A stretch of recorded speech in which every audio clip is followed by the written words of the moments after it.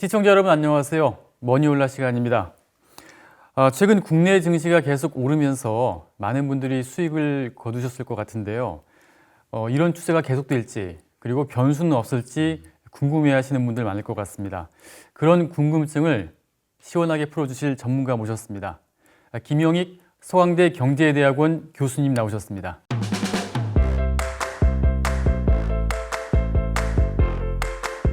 안녕하세요. 예, 안녕하십니까. 예, 그 교수님이 저희 머니올라 출연하실 때마다 계속 그 유튜브 전체 인기 동영상에 올라가서요. 참 그 인기가 대단하신 것 같습니다. 시청자 여러분들께 감사하다는 말씀밖에 드릴 수 없을 것 같은데. 일단 고정 팬들이 굉장히 많으신 것 같고, 예, 저희 머니올라 구독자 수들이 증가하는데도 굉장히 도움이 많이 되는 것 같아요. 고맙습니다. 우선 그 최근에 아무튼 국내 증시가 계속 상승세인데 예. 그 교수님이 이게 예견하셨던 대로 잠깐의 조정을 거쳤다가 지금 다시 이제 상승하고 있거든요. 예. 그래서 이렇게 최근에 뭐 특히 이제 코스피가 좀 많이 상승을 하고 있는데 이런 요인이 어디에 있는지 좀 간단히 말씀을 좀 해주시죠. 예, 우선 그 세 가지 측면이라고 보고 있는데요. 예, 뭐 경기가 5월을 저점으로 회복 국면에 접어들었다. 예, 그다음에 두 번째, 원화 가치가 상승, 즉 환율이 떨어지면서 외국인이 예. 주식을 샀다. 예. 그다음에 세 번째는 뭐 보다 근본적인 요인인데요. 금리가 낮아지다 보니까 예, 배당 투자 성향도 좀 늘어난 것 같다. 이런 세 가지 요건들이 작용하면서 지금 주가가 많이 올랐던 것 같습니다. 네. 하나씩 교수님하고 좀 이제 이야기 풀어나갔으면 좋겠는데 우선 교수님께서는 이제 주가 예측 지표로 그 척도로서 나름대로 이렇게 몇 가지 지표를 갖고 계신 걸 알고 있는데요. 그거 하나씩 보면서 이 앞으로 향후 주가가 어떻게 바뀔지 올라갈지 한번 전망을 해봤으면 좋겠습니다. 예, 우선 그 장기적으로는 저는 우리 주가가 우리나라 경상 GDP, 명목 GDP만큼 성장하는 게 적당하다고 보고 있거든요. 네네. 이런 거 보면은 뭐 내년 4분기쯤 가면은 한 2,700 근처가 적정 주가가 나와요. 2,700여. 예, 근데 현재는 한 2,400 정도가 적정 주가로 나오거든요. 물론 실제 주가는 그것보다 위로도 갈 수 있고 밑으로도 갈 수가 있어요. 네. 근데 지금 2,600이 넘었으니까 네네. 현재는 그 적정 주가보다 좀 높은 거죠. 네. 예, 그래서 내년 전체적으로 보면 장기적으로 보면은 뭐 주가 오름세가 지속될 수 있다고 보는데요. 단기적으로 보면은 최근 그 12월 주가 상승이 좀 너무 가파랐던 것 같습니다. 물론 경기도 회복되고 일평균 수출 금액이 20억 달러 넘으면서 수출도 회복되고 예. 모든 경제 지표들이 좋아지긴 하고 있거든요. 예. 근데 이런 좋아지는 경제 지표에 비해서 주가가 너무 좀 앞서가는 것 같다. 그래서 이 괴리가 실물하고 주가하고 지금 괴리가 많이 벌어지고 있는데요. 이 괴리가 조금 더 좁혀져야 되겠다. 그러려면은 이 경제 지표들이 굉장히 빠른 속도로 회복돼야 되는데 지금 코로나도 확산되고 그 경제 지표가 빨리 좋아질 가능성은 낮거든요.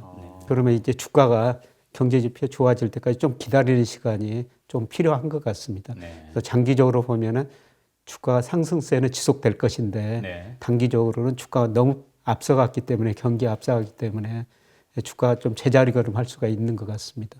지난번에 이제 비유하시기로는 개가 주인보다 많이 앞서갔는데 그때는 이제 경기가 침체된 상태에서 침체됐기 때문에 주가가 앞에 있는 건데 지금은 경기가 어느 정도 회복이 됐는데 주가가 그보다 더 앞에 갔다는 그런 말씀이신가요? 예. 그러니까 주가가 4월부터 오르고 경기는 5월 저점으로 좋아지고 있거든요. 예. 근데 경기도 좋아지고 있는데 문제는 지금 주가가 이런 경기에 비해서 너무 앞서가고 있다는 겁니다. 물론 그거는 뭐 유동성 때문이에요. 예, 제가 지난 9월 말 현재 우리나라 흔히들 이야기하는 단기 부동자금 이렇게 추정해 보니까 한 1,420조 원 정도 되거든요. 1420조. 예, 엄청 많이 늘어났어요. 예. 그 유동성 때문에 주가가 앞서간 거는 사실인데 최근 주가를 보니까 그 유동성을 고려하더라도 우리나라 주가가 뭐 유동성이나 경기에 좀 앞서가고 있다는 겁니다.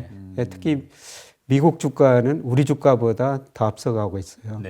예, 10월 말 기준 뭐 경제 지표도 10월까지 발표가 됐으니까요. 그때까지 미국 S&P 500을 평가하면 13% 정도 앞서갔는데 예, 그런데 지금 11월 달에 또 미국 주가가 더 올랐거든요.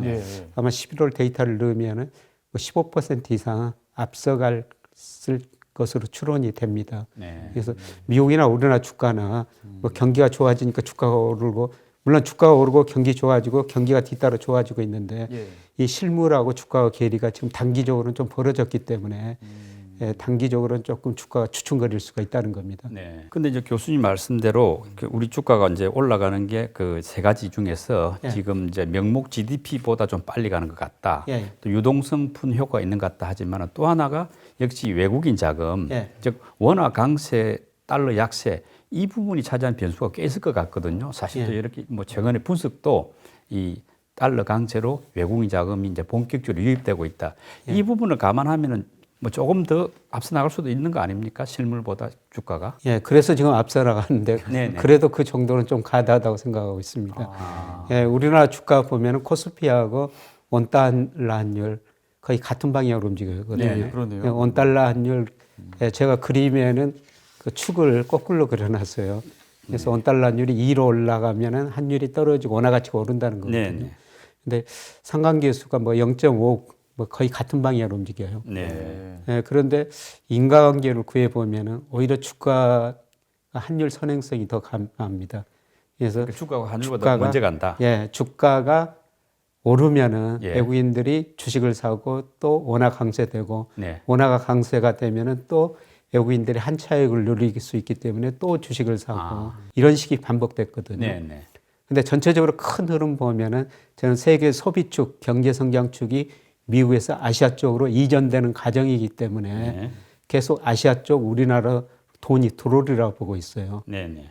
예, 그래서 지금 외국인들이 우리 주식을 사고 있는데요. 예. 예. 근데 그거를 고려하더라도 이 환율하고 주가 관계를 고려하더라도 환율에 비해서는 주가가 조금 앞서가고 있다. 네. 이렇게 좀 볼 수가 있을 것 같습니다.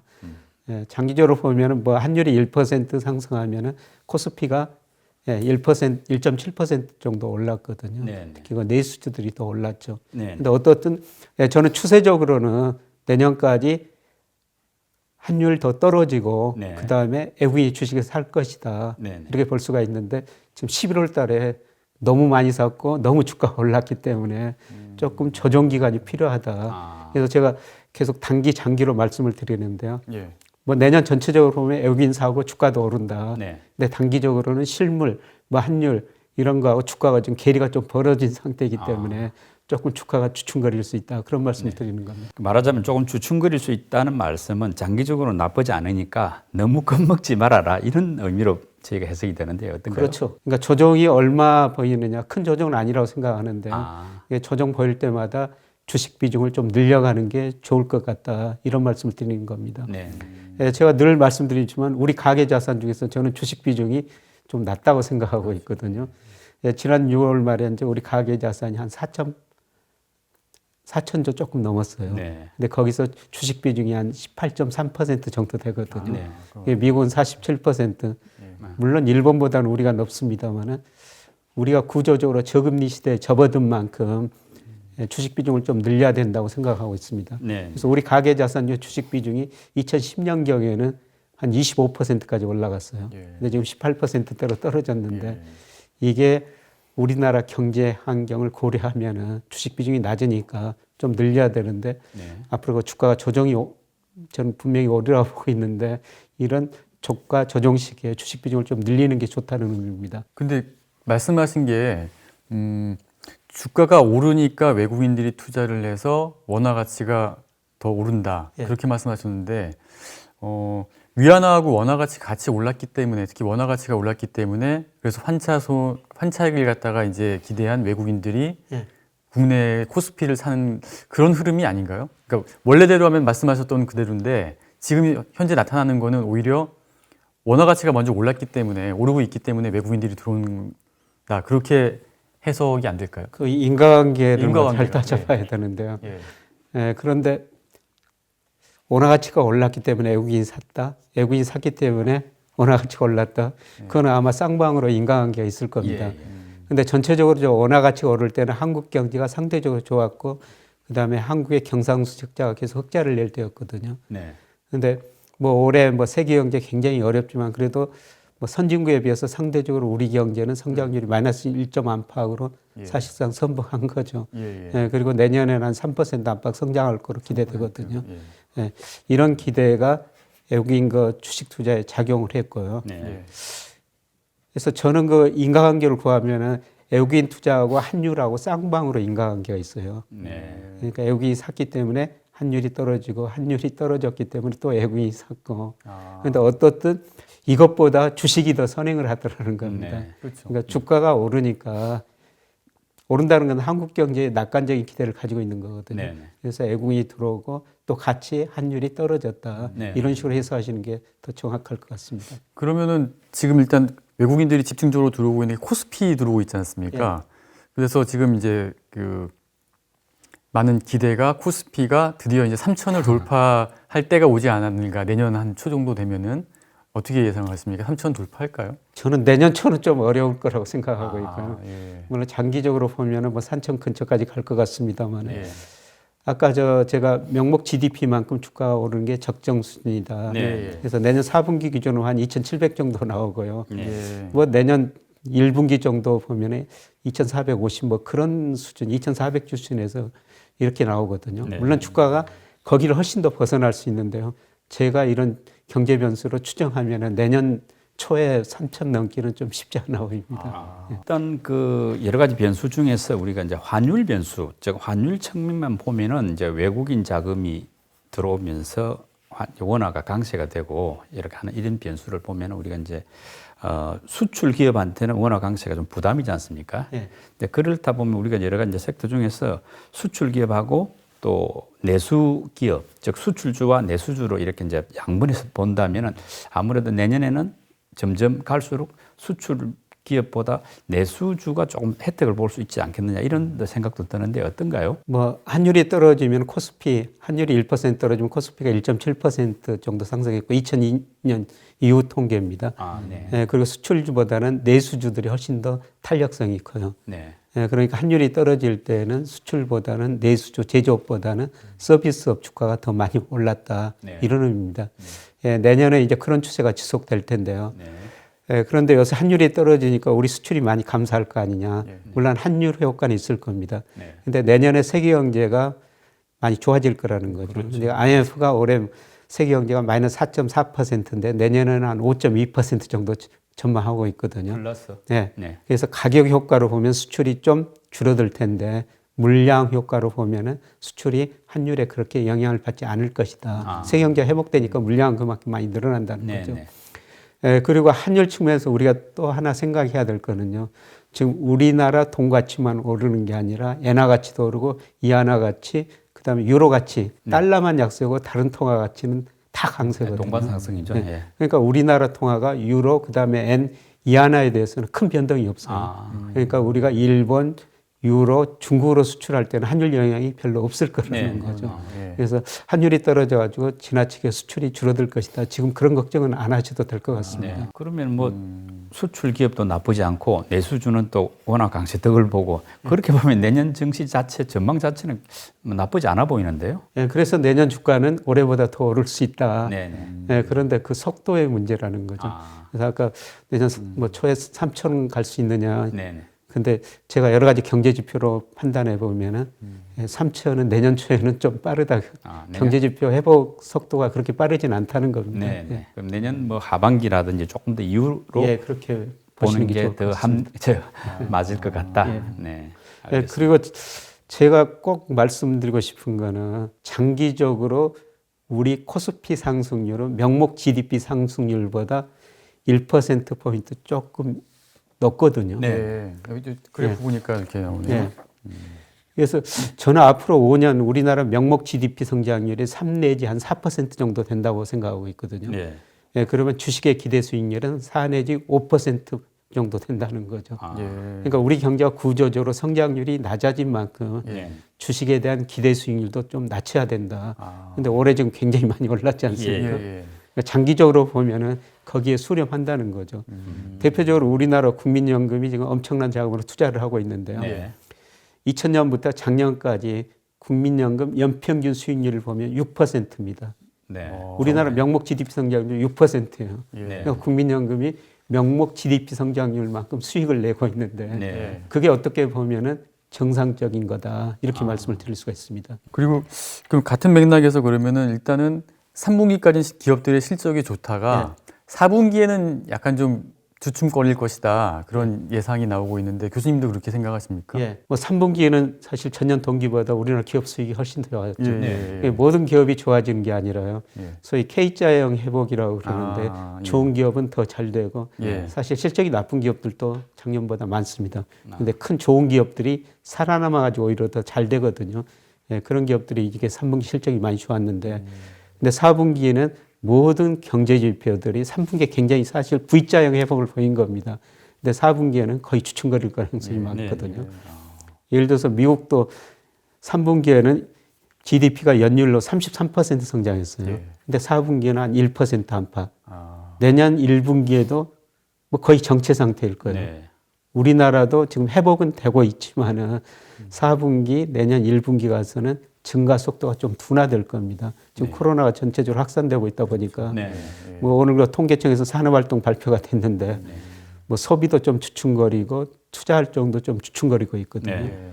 물론 통계청에서 발표하는 선행지수 순환변동치, 현재 경기를 판단하는 동행지수 순환변동치, 이건 5월을 저점으로 10월까지 5개월 연속 오르고 있거든요. 네. 이런 경기 확장이 지속되고 있는데 좀 4분기, 내년 1분기는 증가세가 둔화될 것이다. 네. 또 마찬가지로 기업 수익도 마찬가지로 그렇게 나타날 가능성이 높습니다. 네. 그리고 일단 그 대세 상승장이라고 본다면은 이제 올라가는 장에서는 이제 업종별로 속도가 좀 달라지지 않습니까? 말하자면 빨리 오르는 업종도 있고 좀 천천히 올라가는 업종도 있을 수 있는데 뭐 이럴 경우에 이제 투자자 입장에서 이 한쪽을 자기가 들고 있는 것보다도 좀 빠른 쪽으로 옮겨가면서 즉 흔히 말하는 이제 장기 투자하라고 하지만은 이 상승 국면에서는 좀 속도가 빠른 쪽으로 단기 투자도 괜찮을 것 같다 이런 이야기도 있는데 교수님 보실 때 이런 상승 국면에서 투자 전략은 어떻게 짜는 게 좋을지 궁금하거든요. 그 흐름을 알면은 사실 단기 투자한 게 수익률이 높은데요. 네.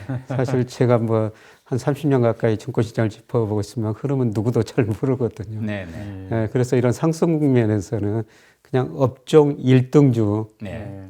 이걸 가지고 그냥 버티는 겁니다. 아. 예, 각 업종의 대표적인 업종들. 네. 네. 예, 그리고 내년에는 저는 뭐 제조업보다는 상대적으로 서비스업, 내수 경기가 좋아질 것 같다고 그렇게 보고 있거든요. 네. 그러니까 그동안 내수주들이 굉장히 저평가된 것들이 많아요. 코로나로.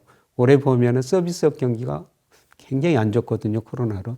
근데 어떤 백신 뭐 효과가 어떻게 나타날지 모르겠습니다만은 뭐 내년 하반기 가면은 많이 코로나가 진정될 거로 보고 있거든요. 네. 예, 그러면은 내수주들이 상대적으로 뭐 생산도 늘어나고 주가도 그걸 반영하리라고 보고 있습니다. 네.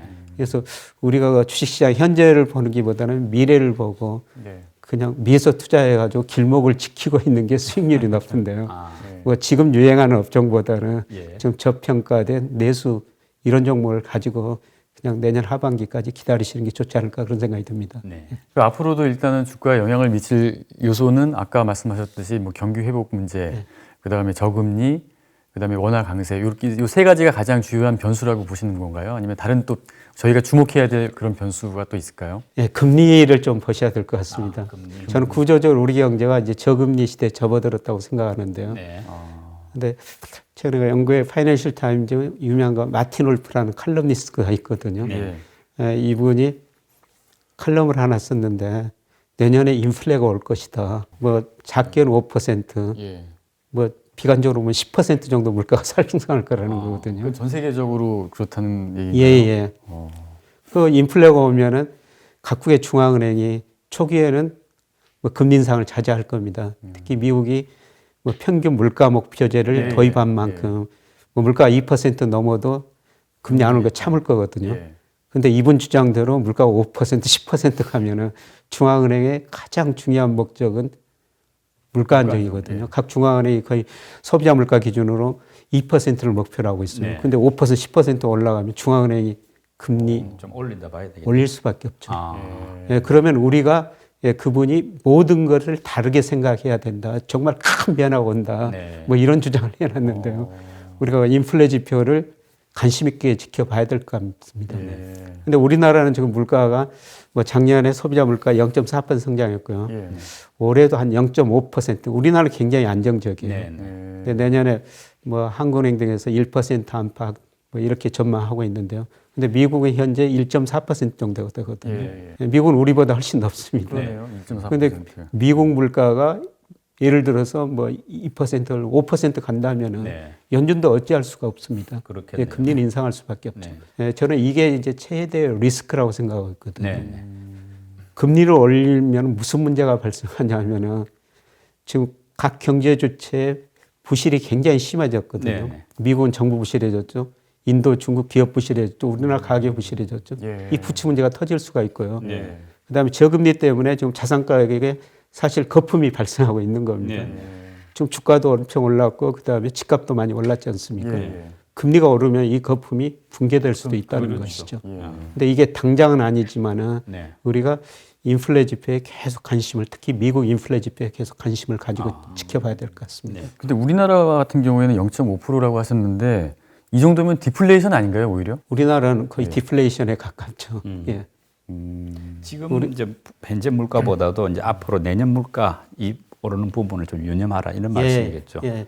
주시장은 뭐 미래를 반영하니까요. 네. 예. 근데 일단 말씀대로 그 지금 상승장이지만은 이런 물가라든 하나의 또 금리라는 변수가 있을 수 있으니까 좀 조심해야 된다는 말씀 같은데 이런 상황에서 이제 우리 투자자 입장에서는 그 지금 직접 투자하는 비율이 많이 늘어나고 그러다 보니까 이제 그 펀드 같은 환매, 간접 투자가 줄어들고 있다 이런 이야기들이 있더라고요. 근데 이게 이렇게 이제 직접 투자를 많이 하는 게 어떤 기대 수익률이 좀 높아서 그런 것 같은데 교수님 보실 때 최근에 어떤 투자자들의 이런 그 펀드에서 환매되고 직접 투자로 많이 나가는 이 현상을 어떻게 볼 수 있을까요, 교수님 생각에는? 아까 말씀드린 건 기대 수익률 좀 많이 낮추시는 게 좋을 것 같고요. 예. 예. 올해 보면은 간접 펀드에서 예, 좀 주식형 펀드에서 자금이 좀 빠져나갔죠. 네네. 그다음에 뭐 잘 아시다시피 고객의 탁금은 작년 말 뭐 23조에서 최근에 60조도 넘었거든요. 네. 예, 직접 투자가 그렇게 많이 증가했다는 겁니다. 네. 예, 사실 그동안 우리나라 펀드 수익률이 그렇게 좋지 않았기 때문에 예. 뭐 이런 현상이 발생하고 있습니다만은 지금 4월에서 아마 8월까지 투자하신 분들은 네. 뭐 수익률이 굉장히 높을 거예요. 굉장히 예, 그런데 이제 8월 이후에서 뭐 그렇게 수익률이 높지는 않을 것 같거든요. 예. 예. 그래서 4월에서 8월까지 지금 투자해가지고 내가 굉장히 높은 수익을 냈다. 네. 그게 주식시장이 전부는 아니라는 거죠. 그러니까요. 저도 가까이 30년 가까이 투자하고 있습니다. 예, 정말 그 주식에서 돈 벌기가 쉽지 않거든요. 네. 예, 그런데 아까 저 명목 GDP 성장률이 3 내지 4%니까 네. 주식시장에서 기대 수익률 4 내지 5% 정도로 낮추면은 네. 참 마음이 편해지고요. 아, 네. 그러네요. 그 다음에 예. 그런 종목을 많이 고를 수가 있거든요. 네. 예, 이런 종목 투자해가지고 직접 투자해도 예, 큰 무리는 없을 것 같은데요. 네. 예. 예, 기대 수익률 좀 낮추고요. 근데 지금 우리나라 은행에 예금하면은 지금 저 9월, 10월 달 보니까 우리나라 은행의 저축성 예금 가중 평균 금리가요. 0.88%밖에 안 되거든요. 1%가 안 되죠. 1%도 안 되죠. 예. 근데 주식에서 4 내지 5% 낸다면은 굉장히 높은 수익률이거든요. 그러네요. 그래서 목표 수익률을 낮추고 좀 투자하시는 게 좋을 것 같고요. 네. 예, 그리고 정말 공부 많이 하셔야 되고요. 네. 네. 자기가 공부할 시간이 없으면 그냥 예, 펀드나 ETF 네. 그렇죠. 뭐 이게 간접 투자하시는 게 더 좋을 것 같습니다. 근데 이제 마지막으로 그 간접 투자가 좋다고 하는데 사람들이 이렇게 기대 수익이 높다 보니까 간접 투자를 좀 덜하고 하는데 그게 또 투자자들의 문제만 있는 건 아닌 것 같고 어떤 기관이라든지 이런 데서 그동안 펀드 이런 그 수익률이 생각만큼 안 좋았던 부분도 있지 않습니까? 그래서 일단 간접 투자 기반을 좀 확대할 수 있는 어떤 뭐 정책 차원에서도 있겠고 또는 기관이나 정권사들의 어떤 방안 같은 건 없을까요? 우선 저 펀드를 하는 회사들이 네. 뭐 자산운용사들이 운용 수익률 좀 높여줘야 되겠죠. 그런데 말씀하시는 것처럼 예, 최근 10년 동안 보면은 대부분 펀드 수익률이 예. 예, 그렇게 높지는 않거든요. 네네. 예, 그리고 뭐 펀드 분석가들이 보니까 장기적으로 대부분의 펀드들이 주가지수 수익률을 못 따라가더라. 네. 예, 그거는 수수료를 떼가기 때문이거든요. 네. 예, 그래서 주가지수보다 높은 수익을 내면은 네. 뭐 자연적으로 펀드에 그 돈이 몰리겠죠. 예, 그런데 지난 10년 동안 사실 펀드 수익률이 그렇게 별로 좋지는 않았거든요. 네. 예, 그런데 펀드 운영하는 입장에서 보면은 예, 계속 돈이 빠져나가니까 참 힘들죠. 그러니까 우리나라 주식형 펀드가 2008년 8월 달에 144조까지 갔었어요. 네. 그런데 지금 그게 75조 안팎이거든요. 반토막 났네요. 예, 거의 반토막으로 했으니까 자산운용사에서도 뭐 펀드 운영하기가 지금 쉽지 않죠. 네. 그러다 보니까 수익률도 별로 낮고 네. 이런 악순환이 벌어지는 겁니다. 최근에는 뭐 펀드에서 돈 빼서 개인 투자자들이 직접 하겠다라고 하는 그런 흐름이 좀 많은 것 같은데요, 보니까. 예, 뭐 그런 일부 흐름이 있습니다. 그래서 올해 보면 주식형 펀드에서 돈이 좀 빠져나가고 뭐 고객의 탁금 굉장히 많이 잃었고 그다음에 개인들이 주식을 엄청 오래 샀지 않습니까? 그런데 제가 꼭 다시 말씀드리고 싶은 건 4월, 8월 장만 생각하지 마시라는 말씀입니다. 주가가 그렇게 오르는 것은 몇 년 중에서 아주 극소수 몇 개월이거든요. 그렇게 뭐 단기적으로 그렇게 좋은 시절은 그렇게 많지 않다라는 겁니다.